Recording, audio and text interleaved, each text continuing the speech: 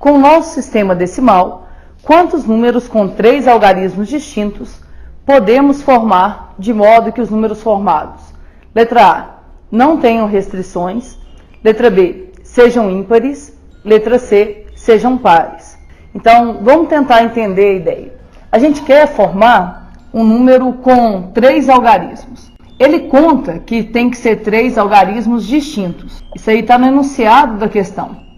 Ou seja, é uma restrição, mas é uma restrição que já está no enunciado mesmo. Agora, além dessa restrição, a letra A não vai ter nenhuma outra restrição. E aí ele quer saber quantos números a gente consegue formar. Aqui, pessoal, ele fala que a gente pode utilizar o nosso sistema decimal. Quando ele fala isso, ou quando ele não fala nada, é porque a gente pode utilizar os 10 dígitos do nosso sistema decimal. E junto com essa possibilidade de usar esses 10 dígitos, vem um pequeno problema. Qual que é o nosso pequeno problema? O zero. Sempre que o zero tiver entre as possibilidades, numa situação de formar números, é bem provável que você vai ter um pouco de problema. Por quê? Por um detalhe. Sei lá, se por acaso você formar o número 0,28, esse número ele não é considerado um número de 3 algarismos. Aquele zero à esquerda, ele não é levado em consideração. Então, esse zero aqui, quando a gente coloca dessa forma, o número, na verdade, ele tem 2 algarismos. O que você vai ter que se preocupar, então? Você vai ter que tomar um cuidado sempre, justamente com a primeira casa. Aqui, ó, mesmo que não haja uma outra restrição, essa primeira casa não vai poder começar com zero. Ah, mas como é que a gente vai resolver então? Pois é, você vai pensar assim, ó, nós temos 10 dígitos. Desses 10 dígitos eu posso usar qualquer um, com exceção do zero. Então, se eu posso usar qualquer um aqui, com exceção do zero, a gente vai ter quantas possibilidades para a primeira casa? 9. Agora entende que é aqui que mora o perigo. A gente precisa que o número tenha 3 algarismos distintos. Então, a gente vai gastar um algarismo aqui. Como a gente vai gastar um algarismo aqui, esse algarismo que for utilizado aqui, ele não poderá voltar a ser utilizado. O cuidado que você tem que tomar é porque muita gente faz isso aqui direto. A pessoa pensa assim, ah, se na primeira casa tem 9 possibilidades e não pode repetir, na segunda eu vou ter 8 possibilidades. Só que está errado. Não serão 8 possibilidades para cá. Serão 9 também. Aí você deve estar pensando, como assim 9? É isso mesmo, são 9 possibilidades. Por quê? Você não vai poder usar aquela que você usou na primeira casa. Porém, o zero, ele pode ser usado aqui no meio, sem problema nenhum. Então, o zero que não podia ser usado na primeira, ele volta a poder ser usado na segunda. Então, são 9 possibilidades. Para não correr o risco de você errar, um conselho é você pensar assim, ó, eu já gastei um dígito aqui. Eu tinha 10. Se eu gastei 1, eu vou ter quantas possibilidades? 9. Agora entende. Nessa altura do campeonato aqui, ó, a gente já utilizou 2 dígitos. Nós tínhamos 10 disponíveis. Se nós já utilizamos 2, quantas possibilidades eu vou ter para cá? 8. O que você faz agora? Você usa o PFC, Princípio Fundamental da Contagem. 9 vezes 9 vai dar 81. 81 vezes 8 dá 648. Confere aqui, ó. 81 vezes 8. 8 vezes 8, 64. Então, com o nosso sistema decimal, é possível formar 648 números com 3 algarismos distintos. Vamos lá. Nessa letra B, ele quer formar números com 3 algarismos distintos. Porém, ele quer que os números formados sejam ímpares. Aqui a gente vai ter uma restrição, então. Como é que você vai pensar nisso? A gente fez um exemplo parecido há pouco. Aqui a gente vai ter uma restrição na última casa. O número formado, ele vai ter que ser ímpar. E se o número formado vai ter que ser ímpar, quer dizer que o último dígito dele tem que ser ímpar. O que você vai fazer para mim? Você vai observar aqui, ó. Eu tenho lá o meu sistema decimal. A gente tem alguns dígitos ímpares, então a gente vai ter que pensar nas possibilidades aqui. Como é que a gente vai fazer isso? Como tem que ser ímpar, a gente poderia utilizar o 1, o 3, o 5, o 7 ou o 9. Se você contar ali, você vai ver que são 5 possibilidades. Então, para a última casa, teremos 5 possibilidades. Aí entende, nós vamos gastar uma possibilidade aqui, correto? Gastaremos uma possibilidade aqui. Se a gente gastou uma possibilidade aqui, isso significa que a gente teria, 9 possibilidades para a primeira casa. Só que se você colocar 9 possibilidades aqui, você vai errar. Por que que você vai errar? Por exemplo, imagina que a gente tenha usado aqui o número 1. Se eu tiver usado ali o número 1, eu não vou poder usar o número 1 na primeira casa. Porém, não será só o 1 que eu não vou poder usar na primeira casa. Além de não poder usar aquele que foi utilizado aqui, eu não vou poder utilizar nessa casa o 0 também. Então, embora a gente tenha gasto um dígito só, para a primeira casa, nós teremos 8 possibilidades. Por que 8? Exclui quem foi utilizado aqui e exclui o 0. Então, 8 possibilidades. Aí vamos gastar mais um dígito aqui. Toma cuidado para você não errar. Muita gente, na hora da correria, na hora da pressa, vem aqui e coloca um 7, porque pensa, se aqui é 8 e não pode repetir, aqui vai ser 7. Não. O que você vai pensar para mim? Você vai pensar, a essa altura, quantos dígitos eu já usei? Eu já usei 2. Se eu tinha 10 possibilidades e eu já usei 2, para cá eu vou ter 8 possibilidades. Ah, mas e o 0? O 0 pode entrar aqui sem nenhum problema. Então, o que você faz agora? Pelo princípio fundamental da contagem, você multiplica. Lembra que o melhor aqui é fazer a conta com 5 primeiro. 5 vezes 8 dá 40. 40 vezes 8 vai dar 320. Então, gente, no meio desses 648 números com 3 algarismos distintos, que é possível formar, que são possíveis, de serem formados com o nosso sistema decimal, nós temos 320 que são ímpares. Agora, volta lá na letra C. A letra C, ele quer saber quantos números com 3 algarismos distintos podemos formar, considerando que esses números sejam pares.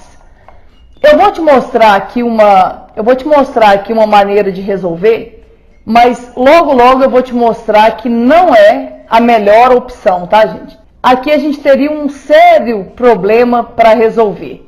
E isso, na hora da prova, além de você gastar muito tempo, corre o risco de você esquecer. Mas vamos lá, vamos ver como é que seria uma possibilidade. O meu número, eu tenho que formar números pares com 3 algarismos distintos. Toma cuidado também, eu não falei na letra B, mas toma cuidado para você não achar que, eu tenho que formar um número ímpar. Não imagina que só pode usar dígito ímpar não, tá, gente?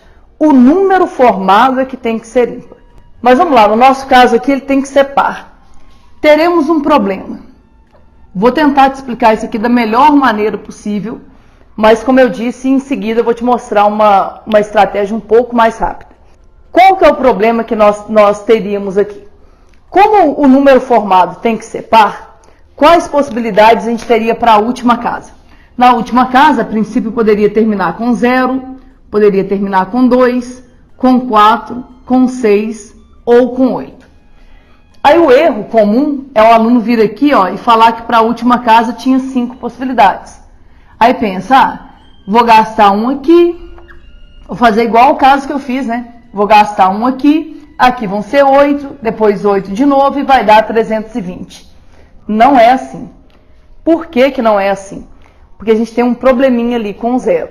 Lembra, gente, que a gente tem que tomar muito cuidado com o 0, porque quando a gente fala que quer formar um número com 3 algarismos, o número não pode começar com 0. Aí você fala, mas a gente vai tirar essa possibilidade, a gente vai tomar cuidado com essa restrição. Porém, gente, o problema todo aqui é que o 0, ele satisfaz a segunda restrição que o número tem, que é ser um número par. E aí, sempre que acontece isso, a gente vai ter algum problema. O que eu te aconselho a fazer?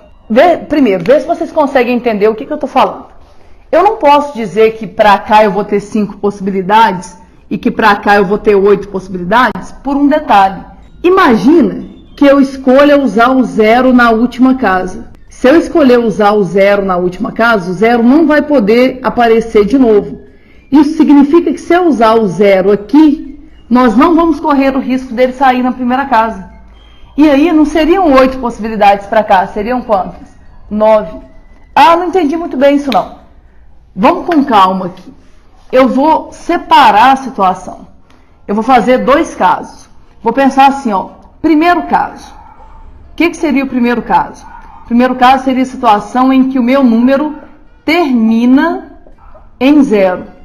Ah, mas como assim? Gente, se ele terminar em 0, ele vai ser um número par. Então nós vamos colocar ele terminando em 0 aqui. Olha a frase. Meu número termina em 0. Se meu número termina em 0, quantas possibilidades eu vou ter para essa última casa? Uma só. A única possibilidade é o meu número terminar em 0. Beleza. Aí eu vou gastar um dígito aqui. Teoricamente, você ia pensar, eu tenho que tomar cuidado, porque o 0 não pode aparecer na primeira casa. Mas aí é que entra o que eu falei. O 0 não vai aparecer na primeira casa, porque ele já está na última e não pode haver repetição. Então, entende? Nós tínhamos 10 possibilidades. Gastei o 0 aqui. Para a primeira casa, eu vou ter 9 possibilidades. Quem que pode ser? Pode ser qualquer coisa, menos o 0 que já foi usado. Então, para a primeira casa, 9 possibilidades. Gastei um dígito aqui, um dígito aqui. Como eu tinha 10 e eu já gastei 2, eu vou ter 8 possibilidades para a segunda casa. Pelo PFC, você vai multiplicar aqui. 9 vezes 8 vai dar 72. Vezes 1 dá 72. Não terminou. Por que que não terminou? Para o número ser par, ele não precisa terminar em 0. Ele pode terminar em qualquer dígito par. Então, vamos ver aqui o nosso segundo caso.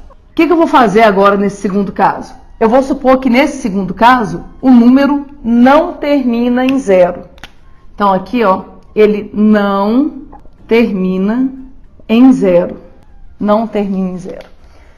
Pensa aí, se ele não termina em 0, o que eu teria de possibilidades para a última casa?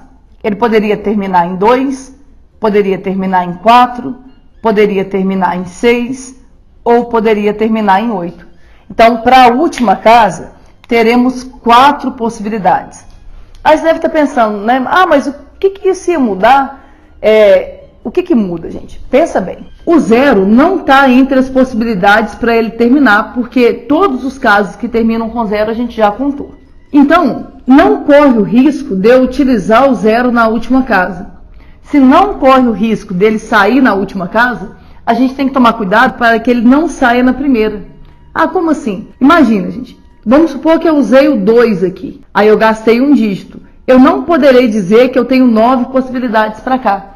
Por que não? Porque o 0 poderia pintar aqui, e se a gente já sabe que se o 0 aparecer, não vai ser um número com 3 algarismos. Então, entende? Embora a gente só tenha utilizado um dígito aqui, para cá eu não vou ter 9 possibilidades. Eu terei 8 possibilidades. Qualquer um, menos quem já eu utilizei aqui, e menos o 0. Aí eu vou gastar um dígito aqui, ó. Nesse momento eu já gastei 2 dígitos. Isso quer dizer que para a casa do meio eu vou ter 8 possibilidades. Confere, vamos ver o que vai dar isso. 8 vezes 8 dá 64. 64 vezes 4 dá 256. Faz aqui, ó. 4 vezes 4, 16. Vai 1. 4 vezes 6, 24. Com 1, 25. Então vai dar 256. Entende aí agora? Eu achei 72 possibilidades terminando em 0 e 256 possibilidades não terminando em 0. O que a gente vai ter que fazer com esses dois resultados agora? Somar. Por que somar? Porque ou o número é par e termina em 0, ou o número é par e não termina em 0. Somando isso aqui, ó, 256 mais 72. Aqui dá 8, 12 vai 1, 3. Vai dar 328. Então, são 328 números pares. Difícil, né? Também acho. Eu acho esse tipo de problema aqui bem complicado. Só que lembra que eu falei que tinha um jeito mais fácil de fazer? É esse jeito que eu vou te mostrar agora. E você vai ver que com essa ideia aqui, a sua resolução vai ficar bem mais fácil. Segura aí enquanto eu apago o quadro.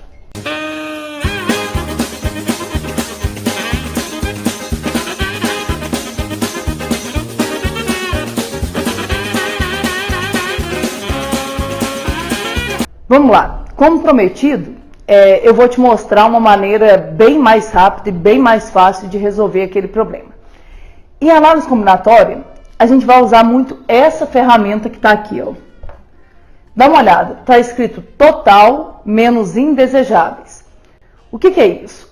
Aqui é uma ferramenta que vai ajudar muito, principalmente em situações como aquela que a gente acabou de ver.